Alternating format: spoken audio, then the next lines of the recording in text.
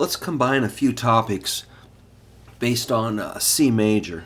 We're going to try to hit a scale, some chords, some inversions, arpeggios, and chord tones. The scale in C major, we're going to stay in the first 3 frets. Check it out.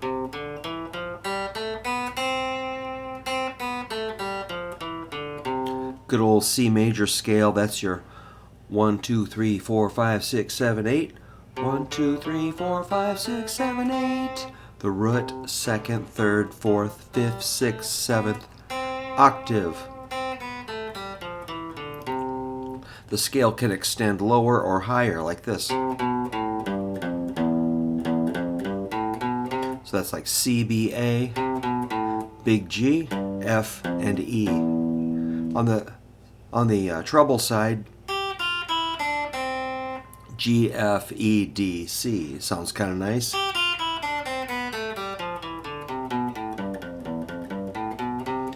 So you need to know that before anything's going to make sense. So if we made a chord out of this pattern, the most basic chord for a C major chord would be this. Good old C, and that's you probably know that good old cowboy chord. That's like a C, E, G. That would be enough to make the chord. But since we've got more strings, let's add another C. And while we're at it, the high E open. Alright, there's your basic chord with the inversion is root. Root inversion. So the root is the lowest note. But if we want to make, say, like the first inversion, the E would be the lowest note. Big E is the lowest note. That's a 3rd. And the second inversion would be the G is the lowest note. But we could also do it here for a second inversion. E, G, C, E. Or for a third inversion it'd be G, C, E. G, C, E. So we got our scale, chord, inversions of the chord. Now the arpeggio just means we're going to play the notes of the chord one at a time. So the simplest thing is just, that's an arpeggio versus all at once. That's an arpeggio which you can put into patterns like this. Or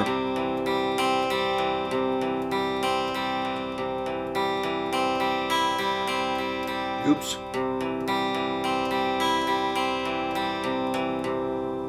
While we're at it, you could include that big G and E. So if you do it more as I don't know, a movable or a moving arpeggio, where the chord shape kind of moves with the sound.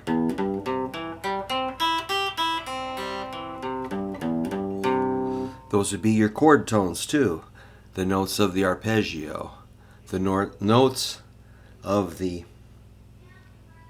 chord, you make them into an arpeggio. So like I say, those are chord tones. So the way I would explain chord tones is I'm going to use them as targets when I'm soloing. So let's say I'm going to play a riff in C. Landing on a C sounds pretty good. That's a root.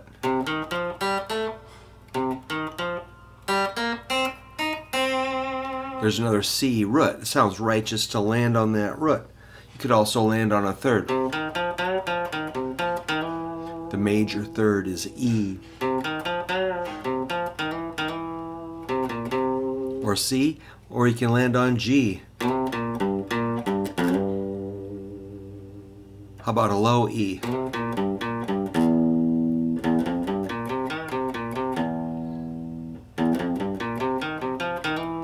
There's that 3rd again, and you can land on the G.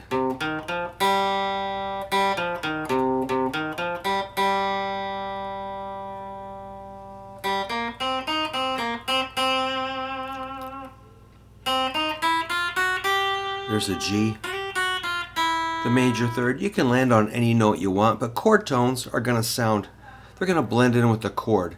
And it's, I know this sounds really basic, but once you start going to more, more chords, it's going to sound more interesting. This is pretty boring just staying on C, but I thought it'd be a nice way to explain it because C is such a simple chord, just C, E, G, no sharps or flats. Makes it kind of, easy to handle. They're all white keys on the piano. Really simple, but now try it all with C sharp or D sharp or E. Or you can keep it simple, just move to G, D, A, or E. Keep it in the caged zone. Alright, man, that's just kind of a wild ramble. I thought I'd see if I could cram in a whole bunch of stuff. Answer a few questions maybe for a couple of people. Alright, let me know how it's going.